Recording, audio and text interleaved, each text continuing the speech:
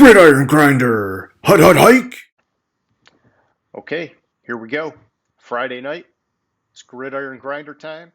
I'm Ryan. With me, as always, is my buddy James. Just a couple of dudes hanging out, sometimes sipping on some whiskey, just kind of chilling, talking about what's going on in the NFL every week. Tonight is episode 40. Sweet, 40 is my old football number. How appropriate. It's a football show. Uh, so for tonight, we're going to do Name That Stadium like we always do. Hit the news from this past week. I've only got a couple things in there. Maybe you got a few to add on, James. And then we're going to review each team from the AFC and the NFC North in terms of how they're doing so far in this offseason. After that, we'll close things off with the question of the week. And so, with all that being said, how's it going tonight, James? It's going good. How's it going with you? It's going good. Thank you for asking. Yeah, I'm feeling good. I'm feeling energized and excited to be talking some football, man. As All right. always. Oh yeah. All right. Well, here let's kick it over to Name That Stadium. So this is a part of the show. For anybody who's watching, you can see James is out there traveling the country every week. He's got a different stadium in his background, and basically we're just asking our viewers that if you think you know what stadium that is, put your answer in our comments section. And if you're the first person to get it right, we'll give you a special shout out in the next week's show. And so, James, where were you at last week, man? Last week I was in Jacksonville. I just drew a blank on the name. It was TIAA Bank Field. Okay. Basically, we're talking AFC, NFC South, along with what do we us the The West. AFC, NFC West last week. And since Jacksonville's on the clock, I figured, well, kind of on the clock. We all know who they're picking, but they're the first pick, so I figured I'd just go with Jacksonville.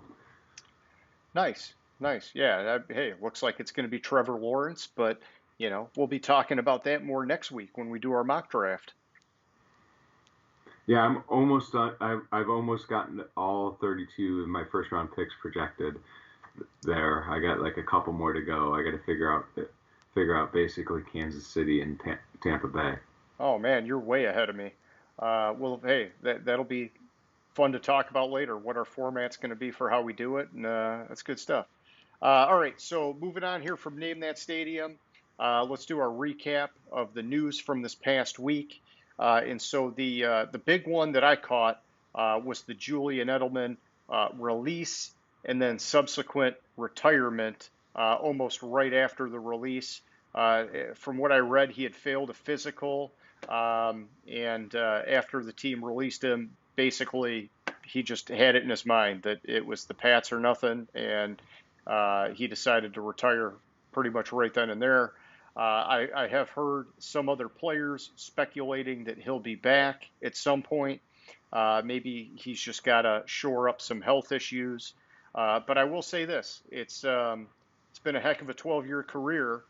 This is a guy that was a former college quarterback, started in the NFL by playing special teams.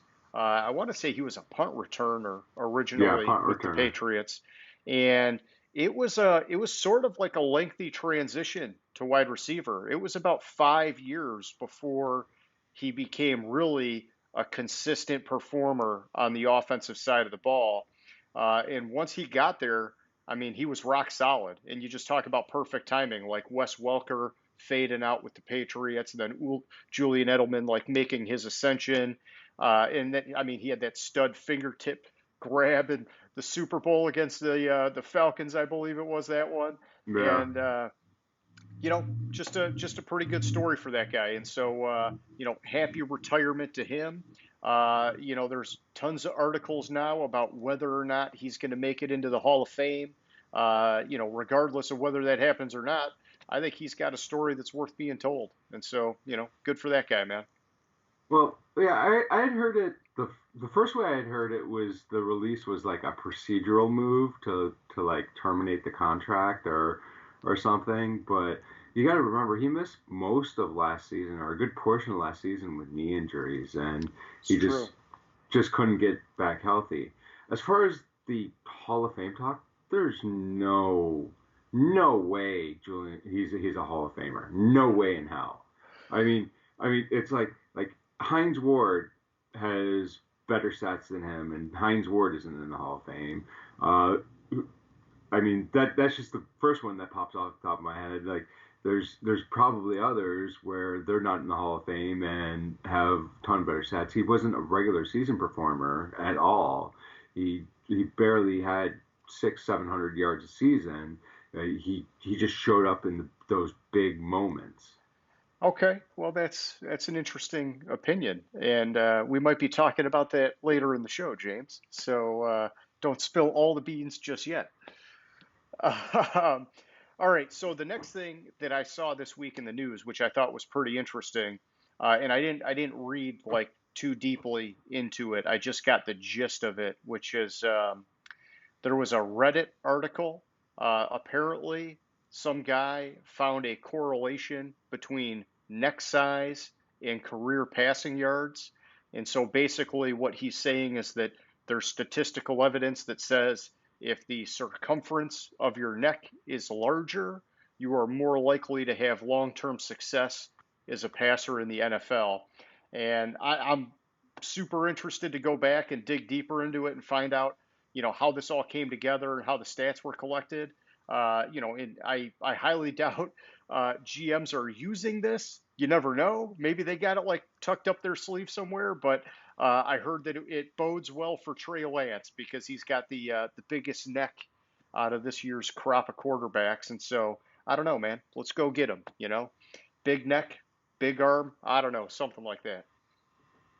I I didn't catch that. I didn't read that article. It sounds like a bunch of bullshit and trying to assign some reason or some new metric that somebody hasn't thought of in the past. I mean, what's next? The link from the first knuckle of the middle finger to the second knuckle is correlates with Oh, how strong your grip is. let's check it out. I don't know. Let's get some stats. I'm sure you can find some to support it, right? That's how stats work. I will say this. The article I read showed the guy's graph where he plotted out the neck sizes to the career passing yards. And you could see from the graph that there is definitely a correlation. But I don't know how many data points there were, and could you say it was statistically significant, or did he basically just pick and choose the ones that gave him the results that he wanted? That's the thing that I'm That's curious to see. that's more likely the case. Is he picked and choose the ones that gave A him the pretty results chart. he wanted. Yeah. Yeah. Well, that's all I had for the news for this week, man. Anything that you see stick out? No, I guess Aaron Donald got in a fight in Pittsburgh or something. That's been reported, but then now it's being reported that like he was actually like helping the guy. I haven't read much into it, but some guy apparently got punched by Aaron Donald and um is like can't see out of his eye or some shit. Yeah, I was Like just gonna I say, guess is he alive? yeah, Aaron Donald's a freaking beast. I guess the guy, like what I had heard initially was the guy went up to Aaron Donald and was kind of kind of fucking with him, Oh, and Aaron Donald's like, don't, and just got up and a fight ensued, and Aaron Donald punched him, and he's a stupid. bad man. Why are you gonna go fuck with Aaron Donald of all people, Yeah, dude? For quickness, he has pass blockers wear knives on their chest to get his hand quickness going. yeah, he's a bad dude. I wouldn't be messing with him. There's not many No, people on this planet that should be messing with Aaron Donald, man. Uh, well, that's good to hear. I didn't hear that. I flipped on to NFL.com right before we got on here, and I saw something about Aaron Donald, but I didn't pull up the article. That's cool. What else? Anything else before we move on? I think that was it. I didn't. It sounds like another slow week. Just a lot of speculation and Yeah. um, pre-draft talk. Yeah, hey, that's cool. We're getting close to the draft. I'm excited for that. Okay, well, let's kick it over to the main part of the show. So, for tonight, we're going to be doing the AFC and NFC North post free agency review, if you want to call it that. Basically, looking at how every team's doing in terms of the players that they lost, the players that they've added, whether we think that they're doing better or worse at the various position groups, better or worse overall, and where we think they need to focus in the remainder of the offseason, whether it's snagging somebody out of free agency because there's still some guys left, making a trade, or prioritizing positions in the draft. And so, um, James, I think the way we did it last week, where we went back and forth, I took one, you took one, that worked out pretty well. And I think we are in agreement that I will kick it off. Is that good with you? That's good with me. Okay, so looking at the AFC North, the first team up is the Baltimore Ravens. And if we just go position group by position group, I think that was a good kind of flow last week, the way you were doing it. At quarterback, they lost Robert Griffin III, and they haven't made any moves to backfill him, at least as of yet. At running back, they lost Mark Ingram, and similarly, they have not made any additions to backfill for him. Uh, I guess I should take a pause. At quarterback, the loss of Robert Griffin III, to me, that's a wash. That doesn't really affect him positively or negatively. That guy, solidly a backup. This is all about Lamar Jackson. So I don't think that there's any kind of huge impact on the team here. They can find a suitable QB2 somewhere else out there. That's not a big deal. At running back with Mark Ingram, I'm going to say it's down, but only slightly because he really wasn't much of a factor last year. And, he had some injury issues. And then this is a team that really relies heavily on that running back by committee approach. And as the year kind of just like went on, it looked like J.K. Dobbins was like the clear top dog in that backfield, anyhow. And so I think it hurts him a little bit for depth, but not bad. At wide receiver, they lost Des Bryant, Chris Moore, and Willie Snead. And to replace those guys, they've brought in Sammy Watkins. I'm going to say that this position group is up, but only slightly. And so even though they lost three guys and, you got the big name brand and Des Bryant, he really did nothing for them. Sammy Watkins, when he plays, he's, I would say, I would say he's decent. He's not like some all-star. I don't really think he's a true wide receiver one, which is kind of like what they brought him in for. But it's really for them, it's more of an issue on how they run their offense than anything else. And so I think the position group is up with his addition. It's just not going to be like a big game changer for this offense, I don't think. Yeah, well, I think Yeah, I go think ahead. they're doing. I think what's his Marquise Brown's gonna. They're looking for him to be the number one. And he should be. They drafted him Yeah, to be the guy, and now he's got a couple years under his belt. I would expect that this is the season he steps up, as long as the offense kind of bodes well for that. yeah, exactly. But Watkins the number two, possibly even looking at their depth chart last year, a 3 or 4, like because they still got Boykin and their slot receiver last year was Duvernay. That's true. Yeah, and they like him a lot. I know Harbaugh does. Okay, so at tight end, they didn't have any departures, but they brought in tight end Josh Oliver.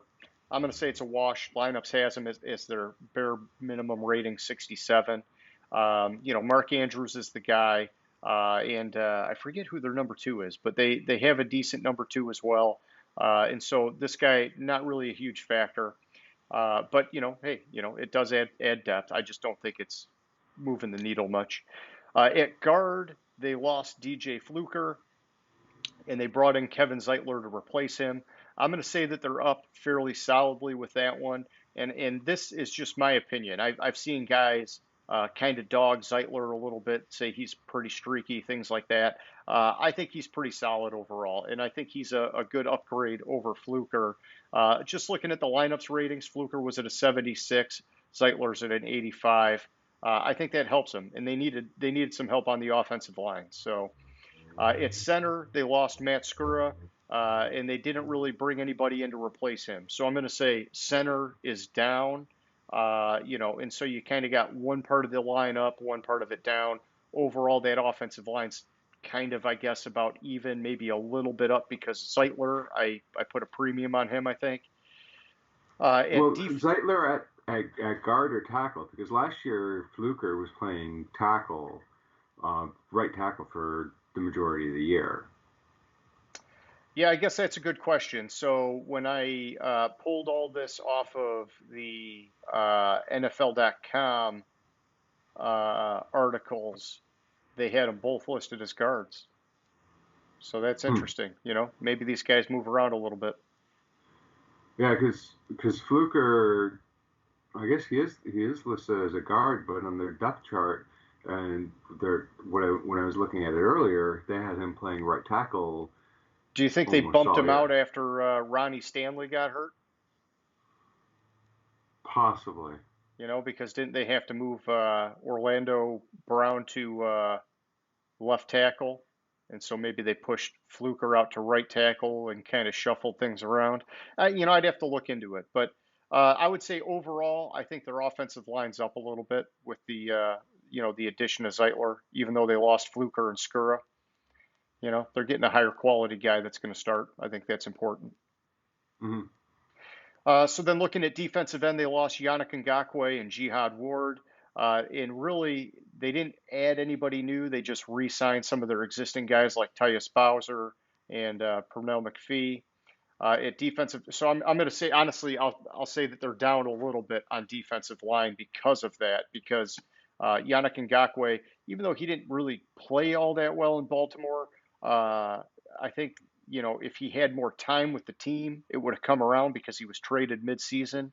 But I'm only going to say they're down slightly at defensive line because they always seem to find depth at that position, and so I'm not really worried about what they're going to be doing there. Well, they run the 3-4, so like Ngakwe and Ward were playing more Outside linebacker. linebacker, Well, yeah. Ward was the backup defensive end, but Ngakwe was playing outside linebacker with Judon on the other side. So I mean, because then they still have McPhee and Yeah, yeah, yeah, we're they re-signed McPhee and Bowser. So and then they drafted Patrick Queen last year, who's going to be a stud when he gets into it.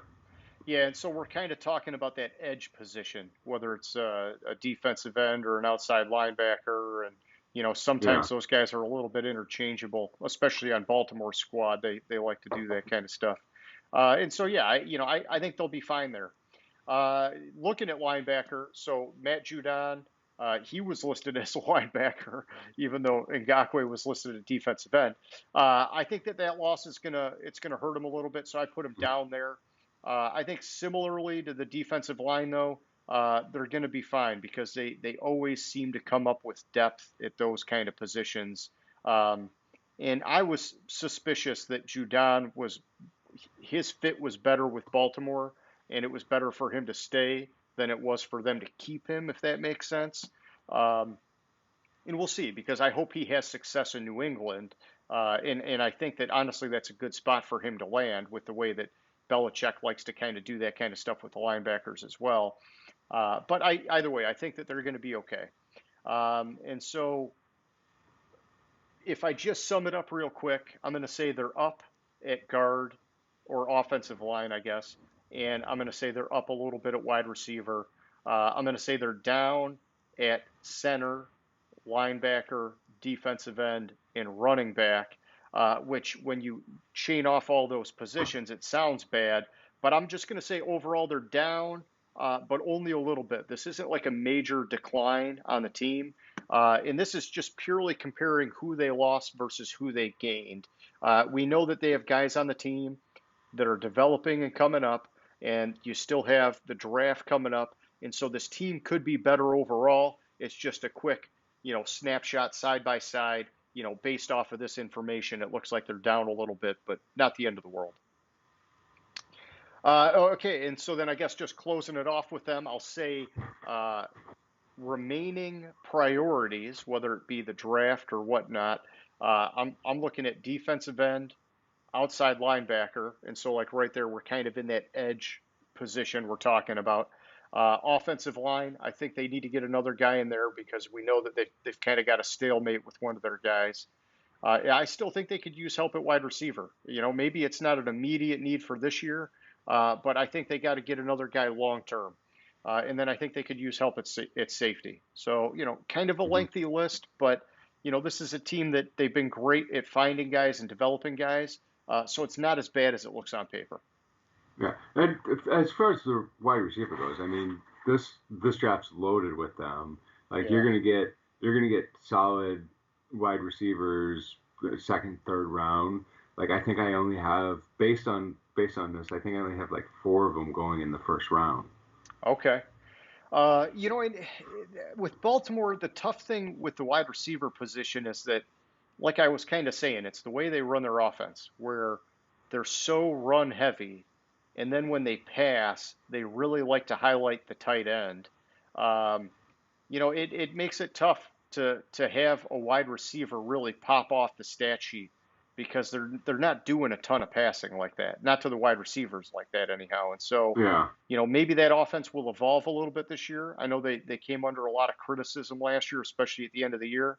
It just depends, is that going to fit for what Lamar Jackson can do, or time will tell, I guess. true.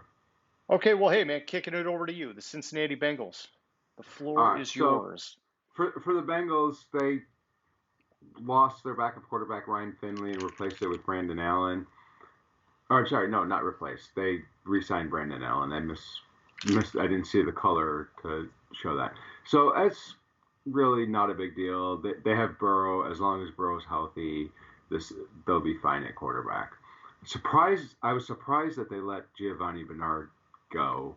Um, Yeah. and I mean, I'm not certain that P Ryan is a lead back, and I don't know what they were thinking. Well, they So, they still got Joe Mixon, and I know I forgot about Mixon. Mixon missed some time last year. He was Yeah, having migraines, I believe, and that's where Giovanni Bernard was a nice safety net. And so I think, my opinion is they should have hung on to him, but I want to say, didn't he sign with Tampa Bay? yeah, he did. I think So I mean, that's like the James White role for Brady in Tampa Bay. So I think that's good for that yeah, backfield, man. yeah, and I just I forgot about Mixon. I completely gapped on that. I was thinking when I was looking at their depth chart on lineups, I was like they had another running back, and Hey, then I was like, oh wait, no, that was Cleveland, but okay, I was right that there was one missing on the list. it's all good. I got your back, Jack.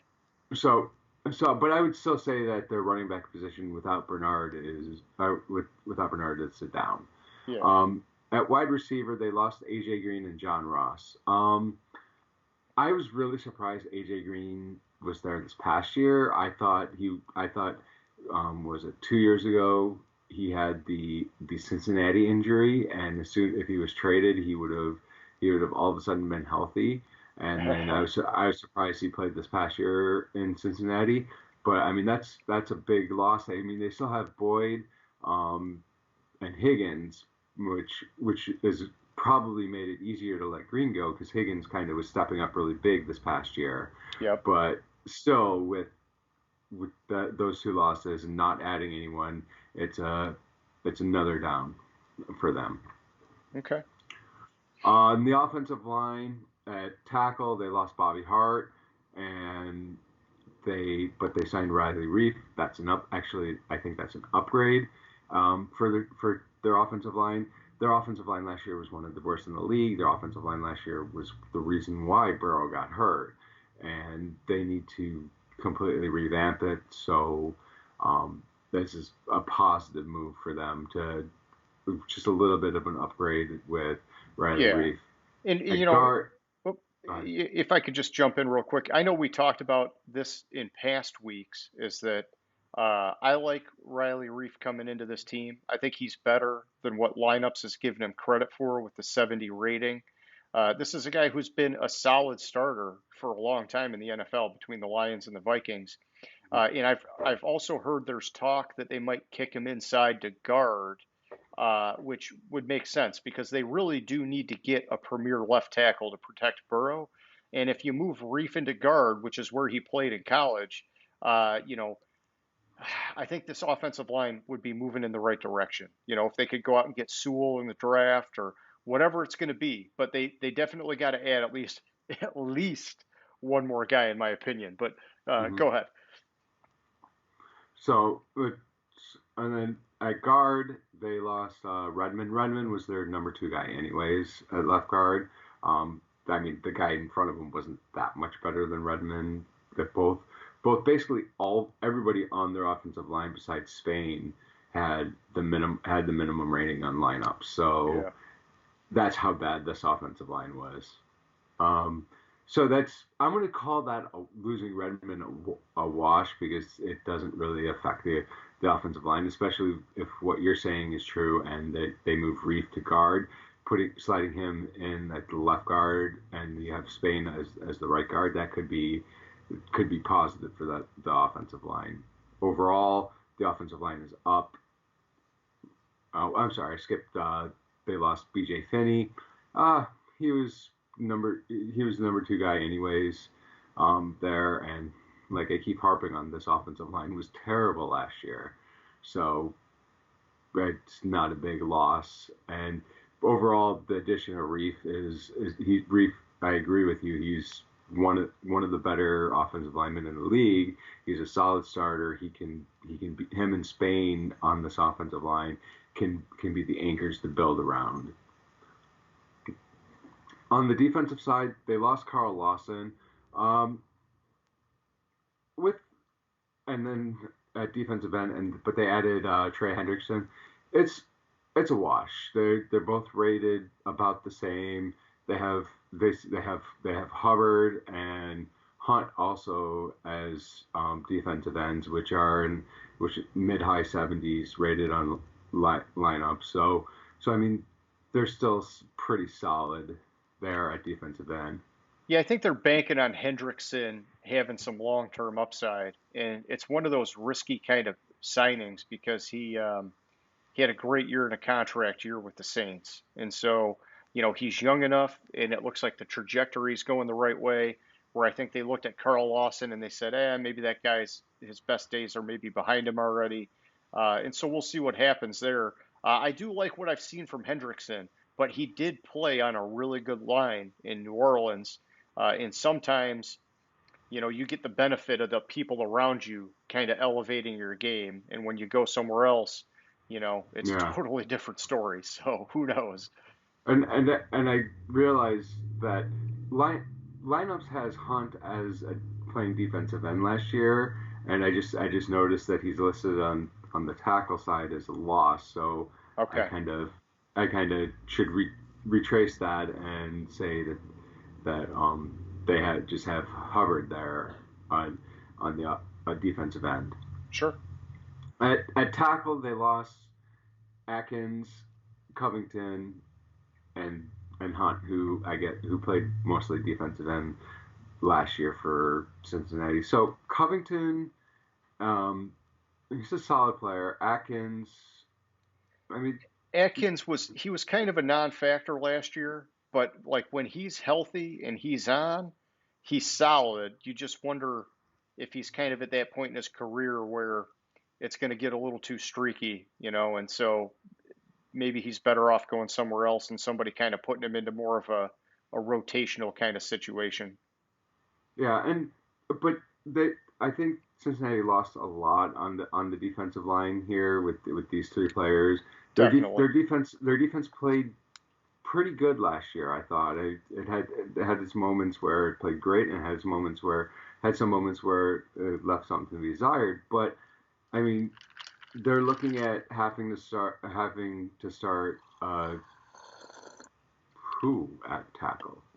Well, I'm Williams. wondering if that signing of Larry Ogunjobi is going to be maybe they're going to play him at tackle. I think he's one of those guys that can play a couple different spots on that line. Yeah, I've always kind of looked at Ogunjobi as more of an edge guy than And than that could tackle. and that could be, yeah. I think so. It looks like they re-signed Mike Daniels. Maybe they're expecting him to have a bigger year this year, but he's another one of these guys. Seems like he's on the decline, in my opinion, and so it just yeah, it seems like they've got a little bit of a hole there, like you're kind of pointing out. Yeah, and they lost. Oh, so I'm on to their defensive, but yeah, their defensive line's definitely down. Cornerback, they lost Sims, minimum guy, not really sure if that's a big deal. Mackenzie Alexander and William Jackson III. Alexander was, I mean, he was their, if I remember correctly, he was their nickelback. So, I mean, that's a little bit of a decent loss. And then William Jackson, I mean, he's probably, I want to say he's kind of on the decline too. I want to say he's kind of tapered over the last few years. Okay. And I think that I think one of the reasons they rotated their defensive back so much is that they weren't gelling. Like they got guys that on paper should have performed, I think, better than they did on the field. And so that's kind of like they just totally ripped it apart because I like a lot of the guys that they brought in, and I think that this Yeah. position's going to be up quite a bit. But I'll let you. No, yeah. I agree. Like I was just thinking about trying to hit the losses. So Eli Apple, I don't I kind of don't really care about the Eli Apple signing. He had a flash in the pan with the Giants a number of years ago and hasn't done Yeah. shit since. Um, they signed again. You decide to give me these teams with Shadobi these Awuzie. Chidobe Awuzie, which I think I that's like an him. up. I like him. I think that's an upgrade, and Mike Hilton's an upgrade. So overall, I really like yeah, Mike Hilton, man. Yeah. yeah. So overall, I think at cornerback they're up. Then they brought in Ricardo Allen at safety, which is another good signing by them.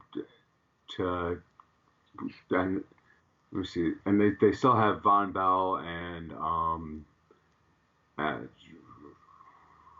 what's the other guy's name? Shoot, I can't help you here. I'm drawing a Bates, blank. Bates, There you go. Jesse Bates. That's who it is. So they still have Von Bell and Jesse Bates at safety. So I mean, this is just a depth play here at safety, which is good. They lost kicker Randy Bullock.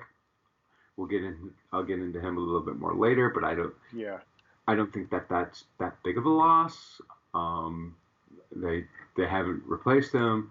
Obviously, they need a kicker, but they can find somebody to kick for them this year. But they did sign long snapper Clark Harris, and I will let you break down the long snapper position as.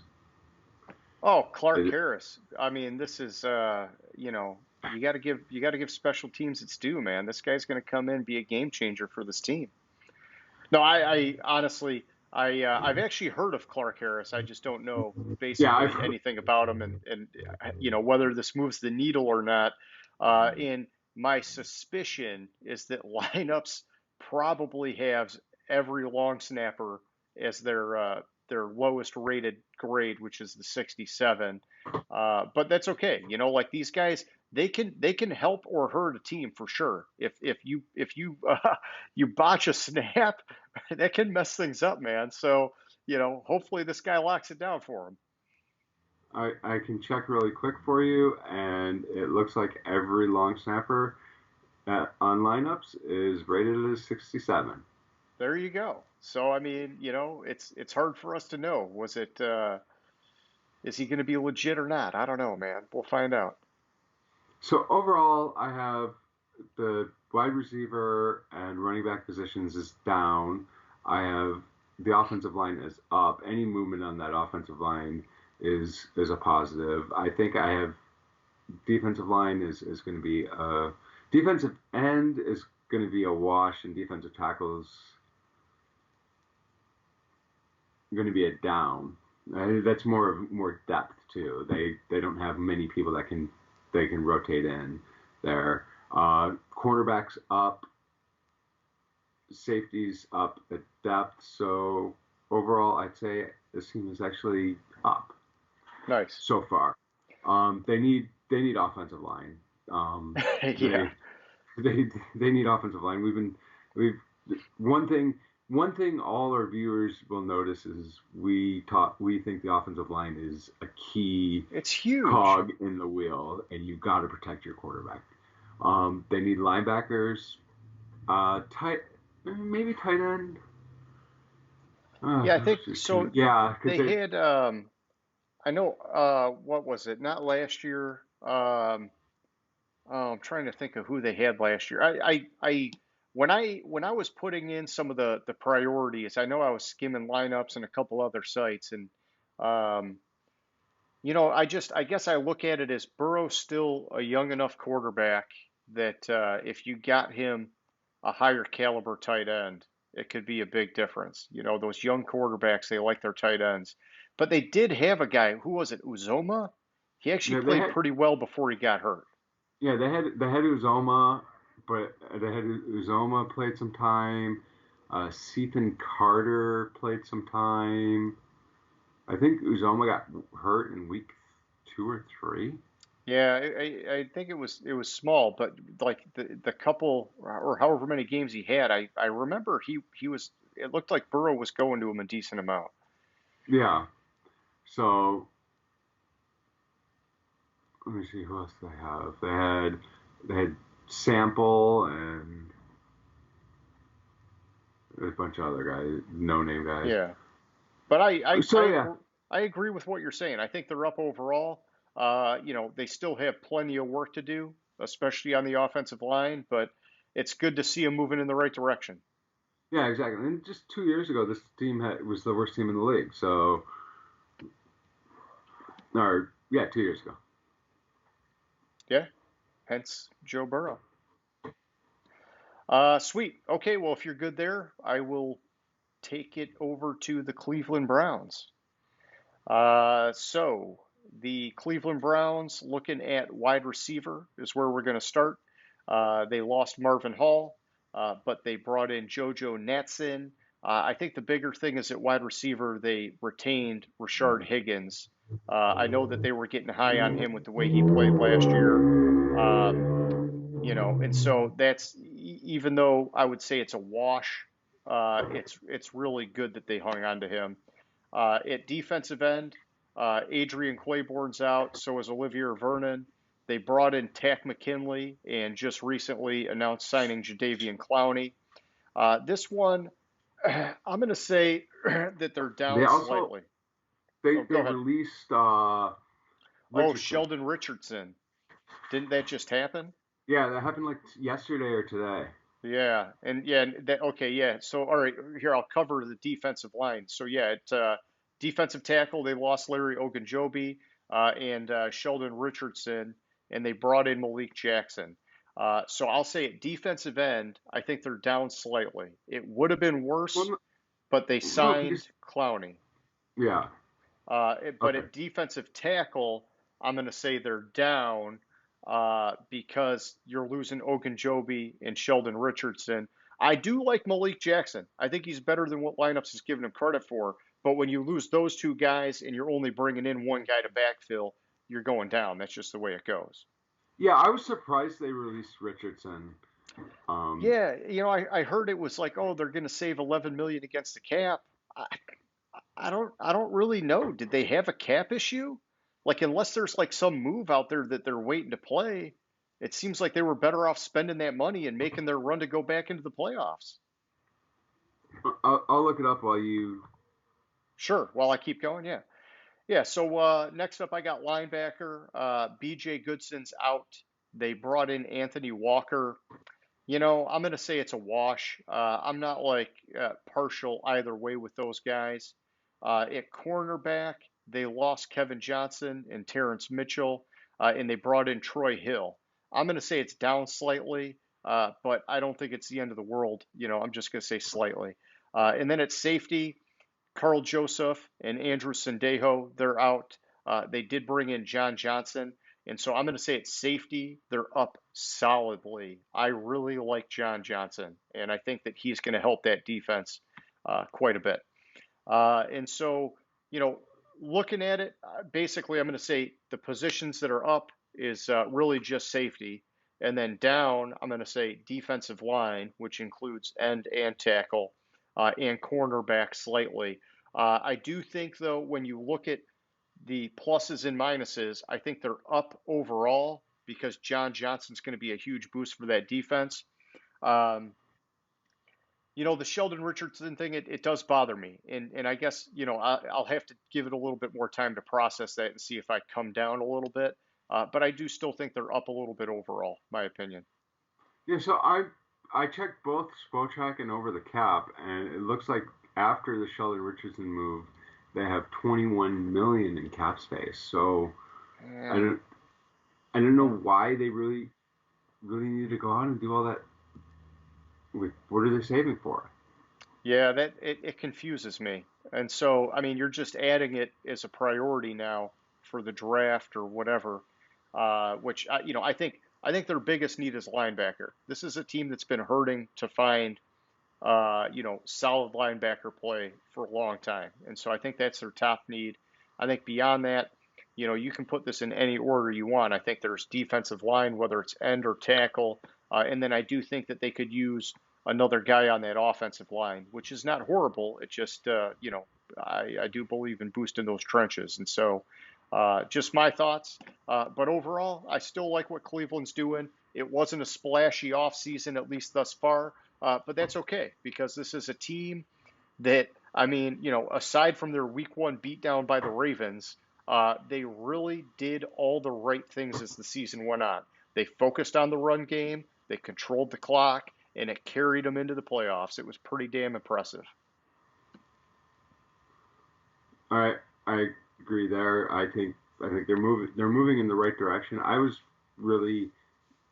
kind of tempered. I thought they had a chance last year, but after seeing the year before coming in with expectations and then basically shitting the bed all year, Yeah, I kind of tamped it down, my excitement for what they were going to be. But looking at it, I think they're moving in the right direction. They have the right coach in there, and definitely. I'm surprised. I was sure that there was going to be an OBJ move this offseason. Nobody wants him, man. Yeah, I'm surprised there hasn't been much news about that. He's getting paid way too much money, I think is the problem, Yeah, especially with how many good wide receivers have been coming out in the draft. I think it just teams look at it right off the bat and they're like, forget that, man. I'll just wait and I'll take my chances on a guy. yeah, true. That could be. That could be. But I don't know what they're going to do with the OBJ because it's clear. It's clear if you look how they played after OBJ got hurt. Baker Mayfield's a better quarterback without Yeah, OBJ there. they're a better team without him because when he's on the field, they feel like they got to force something to him, and that's just not good football. Exactly. Okay, well, cool. Well, hey, I'm going to kick this one to you. It's the the Pittsburgh Steelers, man, and there's plenty you can be saying about this team. Well, without having this in front of me, earlier in this offseason, I've been saying when with the Ben Roethlisberger re-sign extension, whatever, I was saying that this is the number 4 team in the division, anyways. So, looking at it, they lost running back James Conner, and they brought in Kellen Blush. Look, James Conner was a great story. He's a great story. He came back from cancer. I'm Yeah, sure he's a solid dude, but he's not a number one running back. He's he's he can't. First of all, he can't stay on the field, and when he is on the field, it's any he doesn't get the stats that you expect from the number one running back. You would think he was playing for the Lions running game as he bad was. stats as he gets. Yeah, he was a great story, like you said. Is a great story, like you said. But statistically, he was more of a flash in the pan. He did have like that Hmm. one really good year, and then it just seems like he just can't keep it together to get back to it. So Exactly. And I don't know how lineups has them rated as an 84. yeah, I think lineups is being generous with this one. And I mean, my opinion is that because he really was ineffective last year, I don't think it's a huge loss for them. No. I think it's a position that they got to prioritize in the draft anyhow because they've been struggling to find a good running back. Really, like they got away with it the year after Le'Veon Bell because James Conner played so well, but ever since then they've been struggling to get it going. So Yeah. And I actually think that the move they have, I actually think this getting Balaj instead of Connor, I think that's a little bit of an upgrade okay, for their running back position. As poor as it is, it's like one of the worst running back rooms in the league, but yeah, it's a little bit of an upgrade. Nothing against Connor, but he's yeah. a flash It, in the pan, nothing more. And I don't mean to jump back in, but we talked about this before with Roethlisberger and the point he's at in his career with all the hits he's taken throughout his career. And this is a guy that very rarely made it to the end of a regular season without being seriously banged up. What the heck are they thinking to not have a stud running back to complement that guy at this point? Hmm. I mean, if you want to have a chance of doing anything in the playoffs, you need to be taking a load off of Roethlisberger so he can actually function that late in the year. It just pisses me off, man. It just pisses me off. Yeah. No, I agree with you. I I thought the best thing that could have happened to Pittsburgh was Roethlisberger retires or Pittsburgh cuts him and just rip Yeah. that band-aid off and move on. And you like nothing against Roethlisberger. It's just the team's not going to get better the way they're currently constructed, and they Oh, are in cap hell. I totally agree. I was very sensitive to your early comments, a month, 2 months ago about that with Roethlisberger because I'm a diehard supporter. But you're right. When you look at where this team is at now, that probably would have been the best thing for him to ride off into the sunset and, be remembered as a freaking legend and, all the great things he did for this team and let them reset. But now it's like, honestly, I feel like 2021 is going to be a wasted year for Pittsburgh, man. Hmm. But sorry, go ahead. Back to No, you. that's fine. At tight end, they lost Vance McDonald. I mean, they still have Ebron there. It's for depth wise, it is a little downgrade because I don't know if they have another tight end on the roster. I'm trying to think. I don't. Yeah, they don't really historically showcase the tight end position that much, and so it's probably not a huge loss. But I know what you mean that you got to have some guys there, Well, yeah, at least to but Van, block. yeah, Vance McDonald can at least block. I don't see that out of Ebron. I don't see him as No, a blocking no, tight end. He's a receiving tight end. And Vance McDonald, you could put him in there as that sixth offensive lineman true. to block, and that's where I think it's a downgrade. Speaking of the offensive line, they lost Feeler and Villanueva. Villanueva is starting to get up there in age, Yeah, so I can understand that. I think Feeler played more left guard than tackle because they had DeCastro, or not DeCastro, Okafor, Okafor. was it? I thought DeCastro was their tackle. No, DeCastro is their right guard. Oh, I must be. I'm having a senior moment or something. Um, okay. And then they also lost Pouncey. Not to skip ahead, but bundle in the offensive line together. It Yeah, was interesting to see the Pouncey brothers retire together. Um, and I think that does leave another hole on the line for Pittsburgh.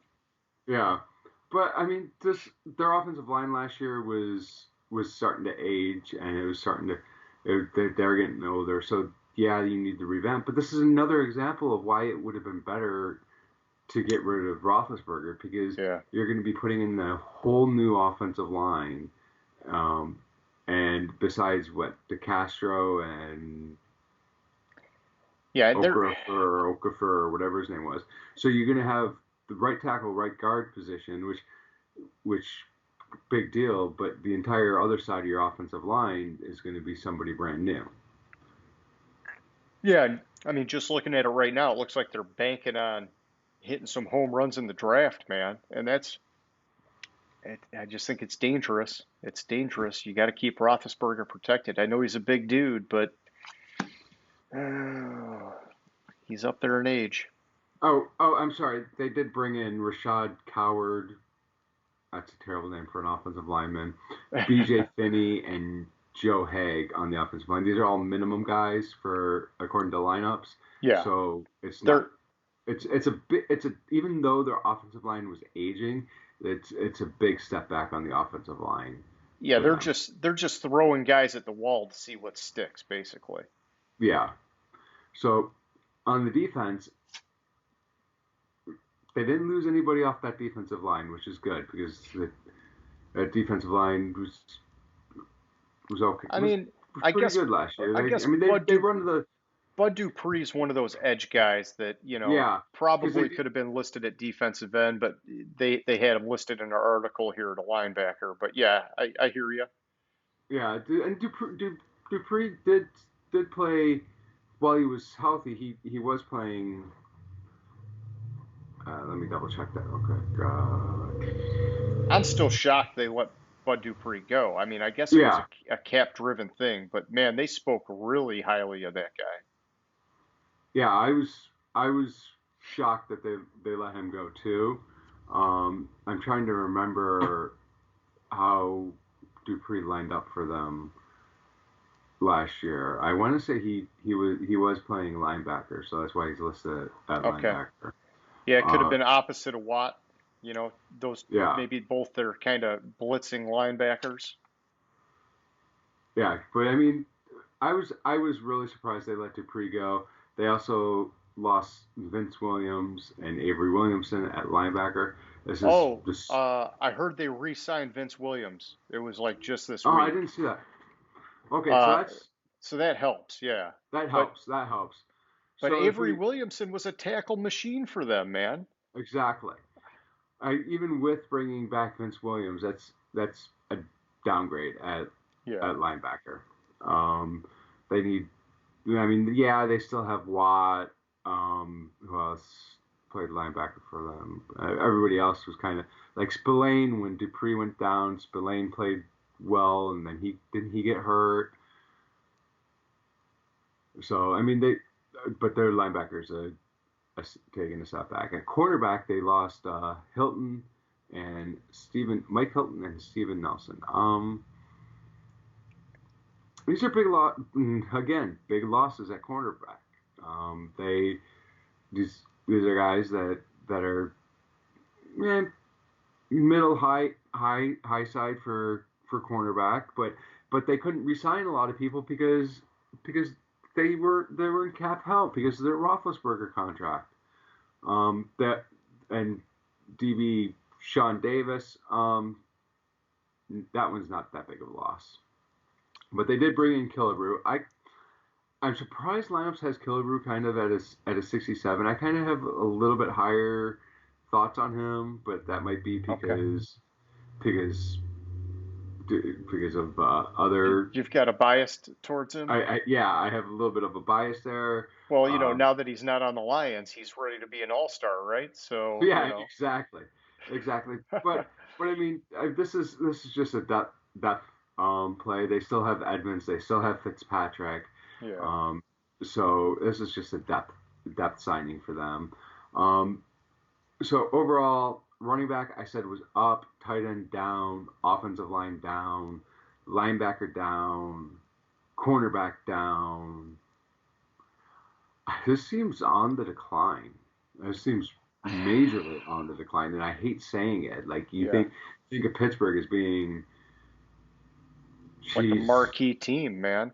yeah, I think honestly, because we're at the end of our evaluations of all these teams, and I could go back and double check. I think Pittsburgh has had the biggest decline in hmm talent of any team in the league this year, and I don't even think it's close. no, I don't think it's close. Maybe it may be New Orleans. Yeah, well, I mean, New Orleans, they found a freaking way to re-sign a bunch of guys, though. You know, they were True. they were doing a lot of those crazy contracts, but yeah, True. they Yeah, did. they signed Jameis Winston for a 6-year contract, but 1 year's only valid, and Yeah, but you're right. some shit. They did have a pretty big mass exodus, though, even with all their creative signings. Yeah. Yeah. So, but it's just shocked seeing Pittsburgh being a team because they're always that elite, one of the elite franchises, and to have this mass exodus it's just a shock to me. So where do you see their priorities at? Oh, I see. I kind of have it tied as their number one priority being a running back and offensive line. Okay. I kind of where they pick, I kind of lean more towards running back for them in the first round of the draft as their top priority.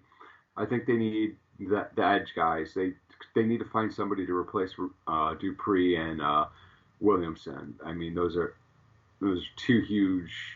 Well, Williamson's not as much edge, but I'm just kind of lumping defensive end and linebacker as edge guys because Sure. for that. But they just need to figure out a way to replace that kind of talent. They need cornerback, and and I said this going into last year. They need a quarterback. Roethlisberger's not going to be there forever. No. What's his face? Mason Rudolph. Is that who their backup is? Yeah, and I think Yeah, they Mason. re-signed Hodges too. But yeah, Rudolph is their QB Then, too. and they signed what's his face from Washington, Oh yeah, Haskins. Dwayne Haskins. Yeah, that's right. I But forgot about that. but but I don't think any of these guys are.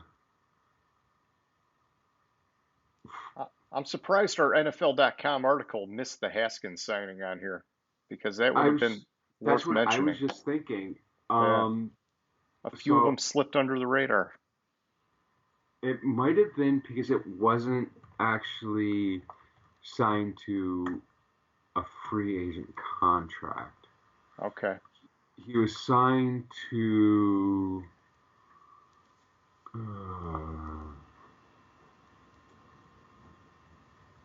it was. It was weird. It was like a future contract. Okay. While you're looking that up, I got to tell you, I like the weather where you're at. Nice blue sky, just one cloud up there in the sky. It's looking good, man. Yeah, it's weird to have that kind of weather where I am, but it's yeah, I'm not finding it, but I want to say it was like a futures contract or something. It was some Eh, weird. that's all right. No, because this was yeah, he signed a futures contract with the Steelers. So I don't think he is on the team officially. That's weird, but okay. Well, here, while you're digging, let's kick it over to the NFC North, and I'll jump in here with the Chicago Bears. You might want to just kind of take a breath, get comfy in your seat because you know the Lions are coming up next, James, and I know you got a lot to say about them. But with the Bears, we'll start it off by looking at the quarterback position. Mitch Trubisky's out. Andy Dalton is in.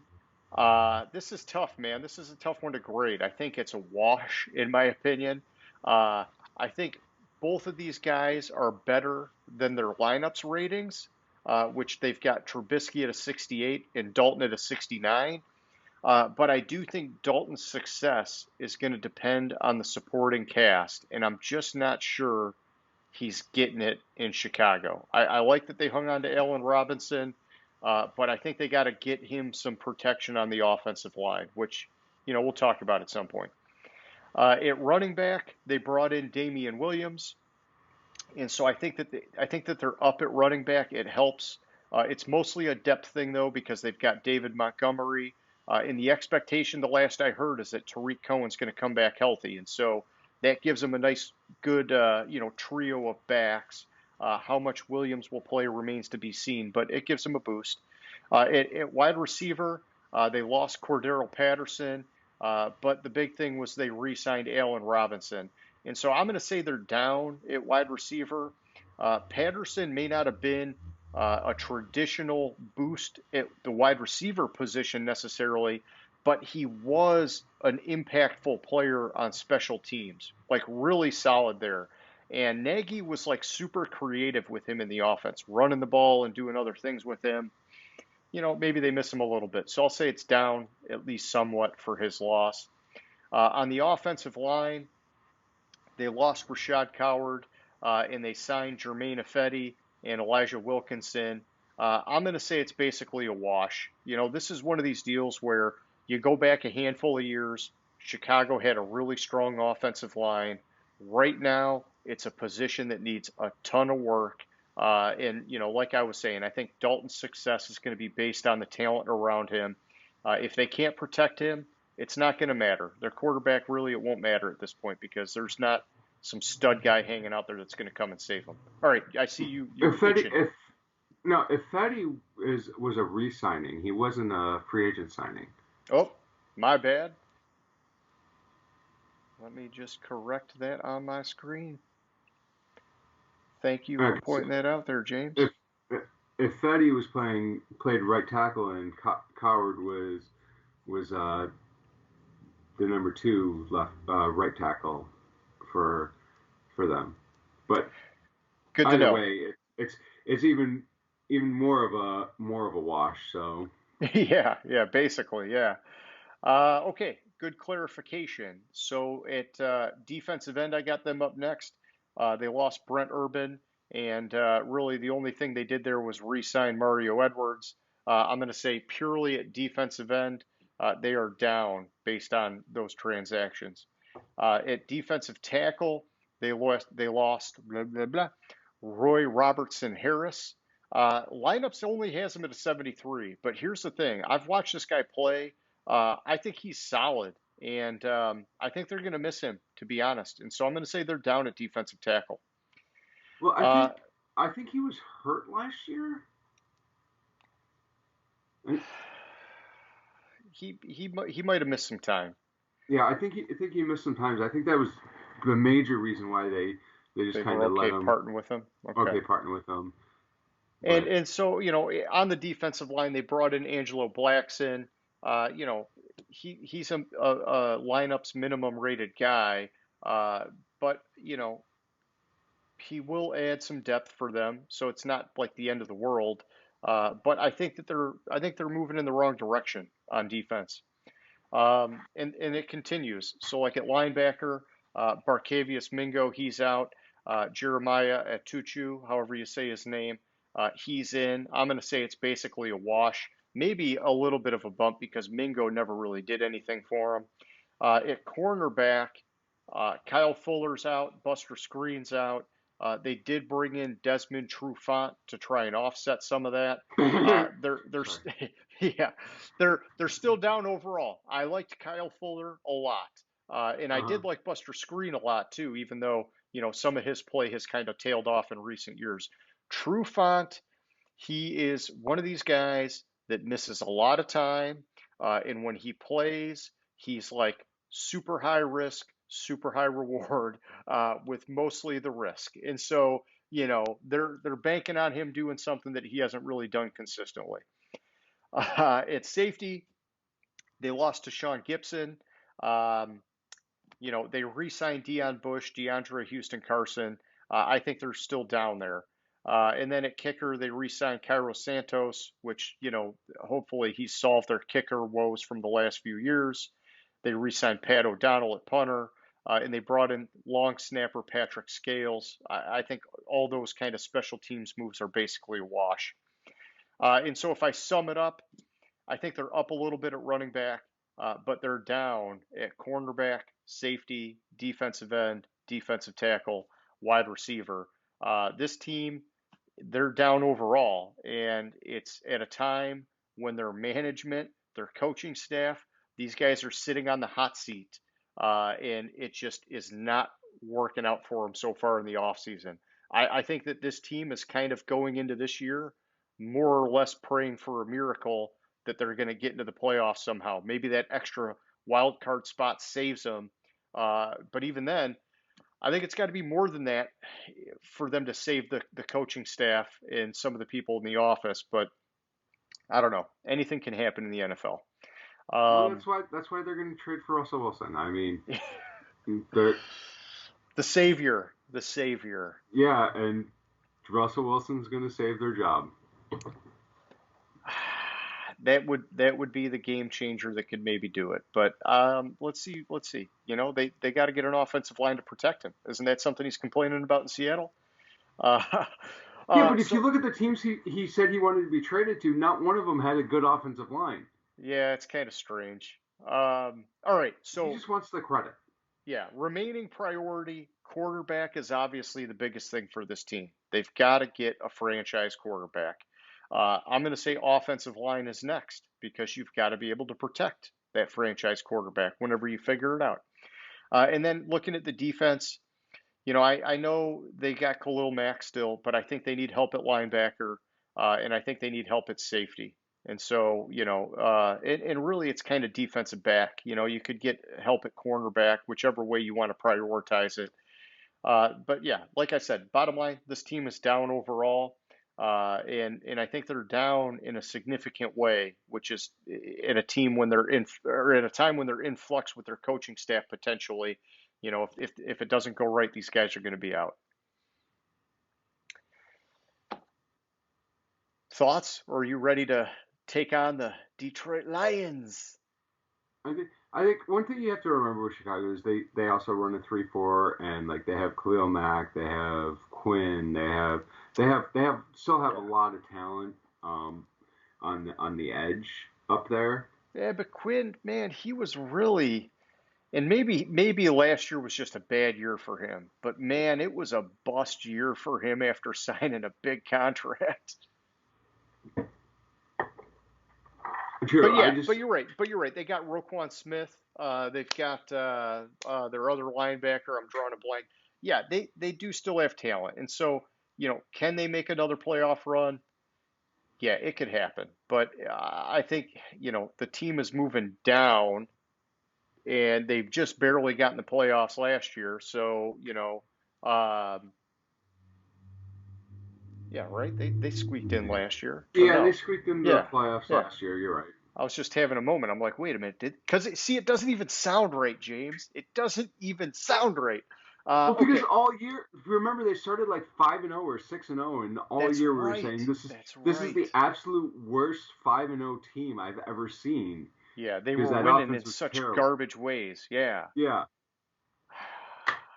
Okay, Detroit Lions, I'm gonna have start at this it. off.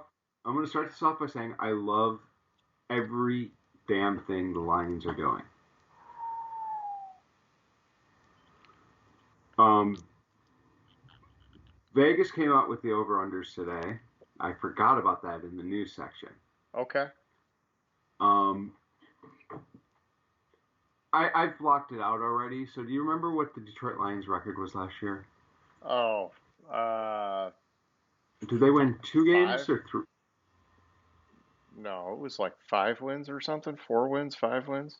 Yeah, like I said, I blocked it out already. So I'm just double checking. So they were 5-11 last year. Okay. With all these moves they've done, Vegas set so far, where with all this subtraction they have on this whole left side of our list. Vegas set their over under at 5 wins this year, which is interesting to me. It is. It is interesting. So, moves they made. Backup quarterback Chase Daniel's gone, and they traded Matt Stafford. They replaced traded Stafford for Goff, and they brought in Tim Boyle as the backup quarterback.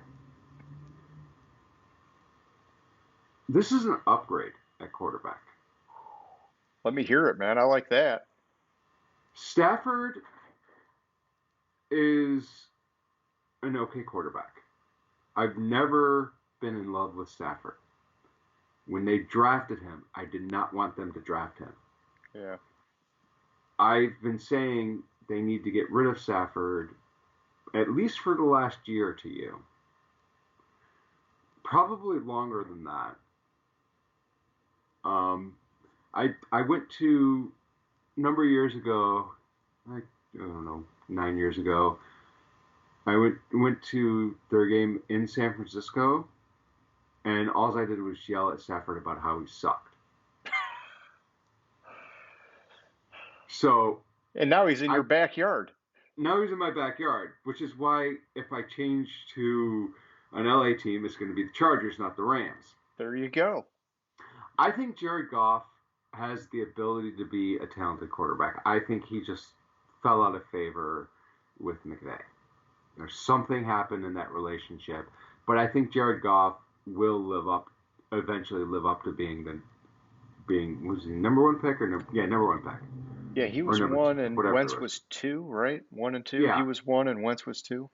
yeah. I think he will eventually live up to that. I think he'll live up to the contract that the Rams gave him.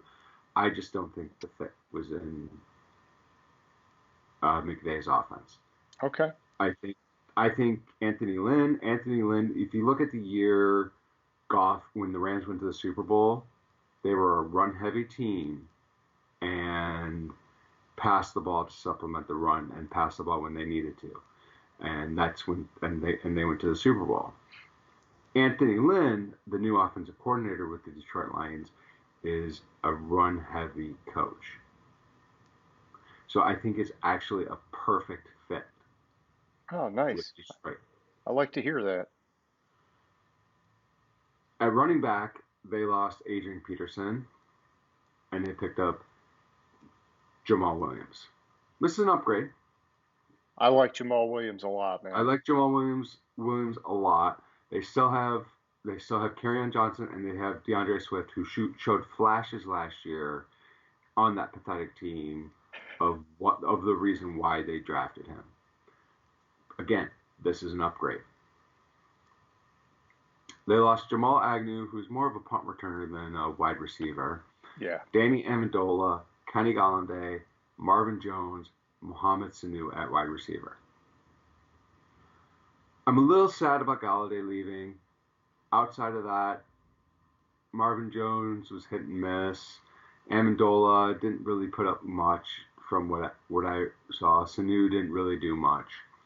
They brought in Brashad Perriman and Tyrell Williams. This is a slight downgrade.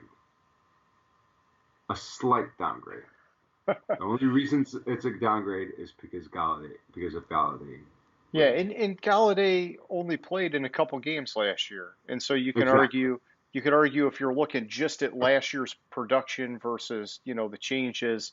Yeah, I can back you up where you're saying it's just a slight downgrade because of some of those reasons. So on the offensive line, I'm sorry, they lost tight end Jesse James. Didn't really do much last year, anyways. He showed a little bit.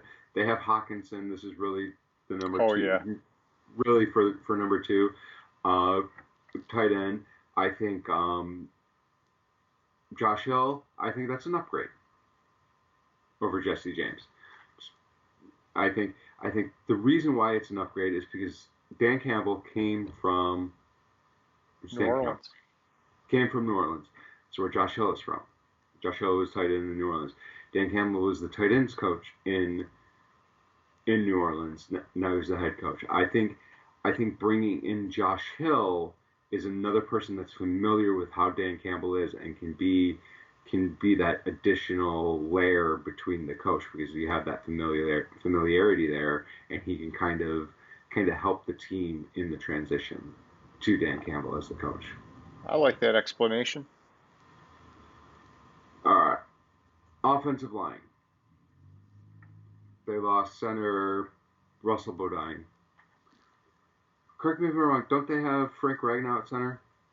Don't they have Ragnow? Correct. Depth. Who cares? They lost offensive lineman Ode Abushi. Eh, Hey, I like you gave it the college try, man. You said it pretty good. he played guard guard for them last year.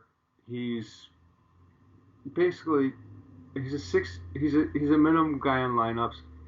They could have used an upgrade at that position anyways. They lost offensive lineman Joe Dahl. This was really, if I remember correctly, their backup center last year. Depth-wise, maybe a little bit of a downgrade, but you know what? I'd say the offensive line is somewhere between a slight downgrade and a wash. Okay. Defensive end, they lost Everson Griffin. And they signed Charles Harris. Key factor here is they re-signed Romeo Aquara, which thrills me that they signed Aquara. Everson Griffin didn't really do shit as a Lion. He didn't live whatever hundreds of millions of dollars we paid him, because Dan Quinn just threw away money like you could shit it out. He didn't do shit. Didn't live up to the contract. This is a wash. Yeah, I agree with that. Yeah, and I believe we traded a late round pick to get him from Dallas mid-season, and it was kind of like a last ditch effort for Quinn and Patricia to turn the defense around, and it just didn't work, man. But nothing worked with them. They were so dysfunctional. Yes, I remember that now. I forgot it was a trade, not a free agent signing. My bad. It was still a bust. Still a bust. It's still a bust. It's still a wash. All right. So we lost defensive tackle Danny Shelton, which I like Shelton. I thought he was a decent defensive tackle.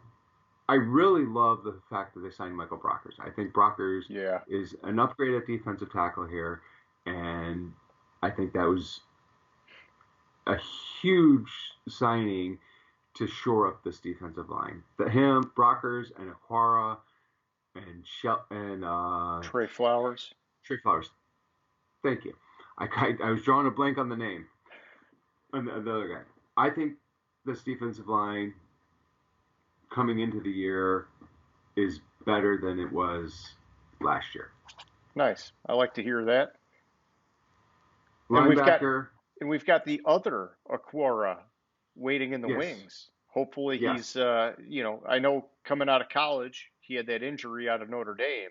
And so last year it was a slow year for him coming back from that. I think some people have high hopes that he could be part of the rotation this year. That would be nice. Yeah. And I think if I remember correctly, what he did play last year, he showed little bits of what he could possibly do. He was good at Notre Dame, man. He was really good. And I thought we got him as a bargain in the draft because of that injury. At linebacker, we lost Gerard Davis and Christian Jones. But we signed Alex Anzalone. Anzalone? I think it's Anzalone. But this is another one from the Saints. Another one from the Saints. I think this is an upgrade. Because if you look at it, Davis was more of the number 2 guy at the inside linebacker, middle linebacker position, and Jones was the number 1 guy. But if you compare the two, I think Anzalone has been rated better. I think he fits better. Not fits better necessarily. That's not the right way. I think he's a better linebacker. I think he can fit into that position easily, and I think the linebacker position is up. Okay. Cornerback. We lost Justin Coleman, Rashawn Melvin, Dale Roberts, Desmond Trufant, and we signed Quentin Dunbar.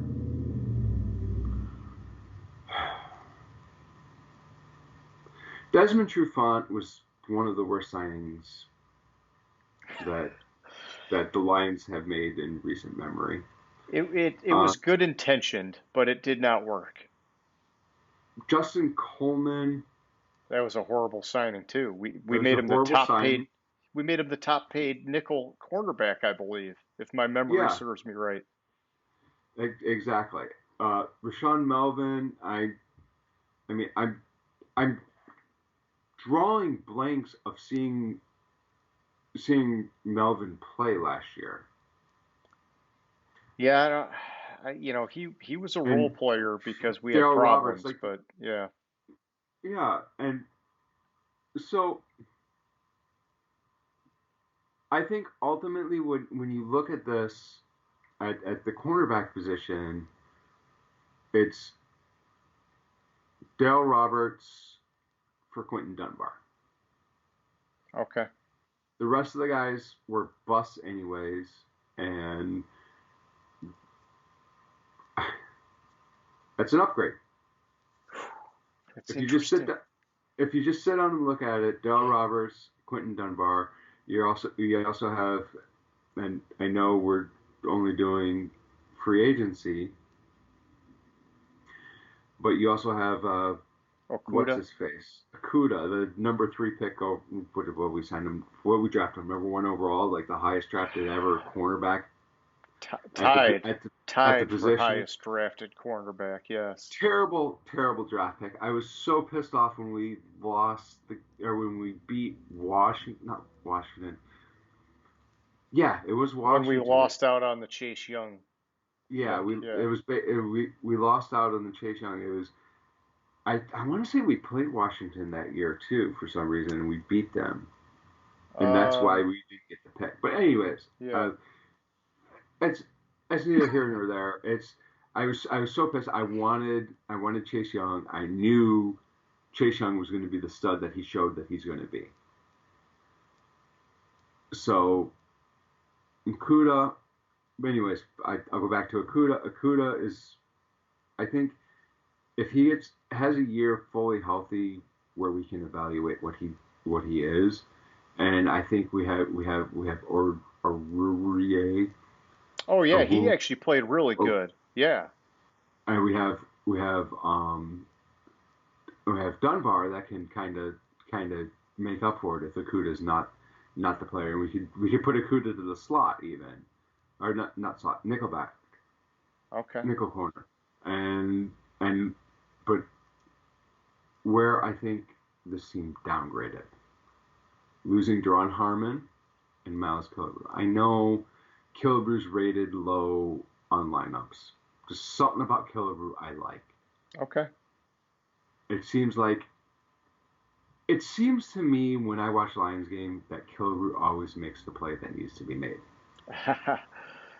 It's just that's just how it feels, and I know that's not necessarily the case. It's just how it feels when I watch the Lions play. Sure. We did pick up DB Corn Elder, which honestly couldn't. I've never heard of the guy, so I can't. Yeah, I'm trying to think of where he's from. Carolina or something. I remember the Yeah, name, but I don't know a ton about him. yeah. All right. I didn't even know this fucking happened I know, dude. until I heard that Arizona had signed him. But Yeah. we lost fucking Matt Prater. That's the kick in the balls of this whole thing. We lost fucking Matt Prater and replaced him with Randy Bullock.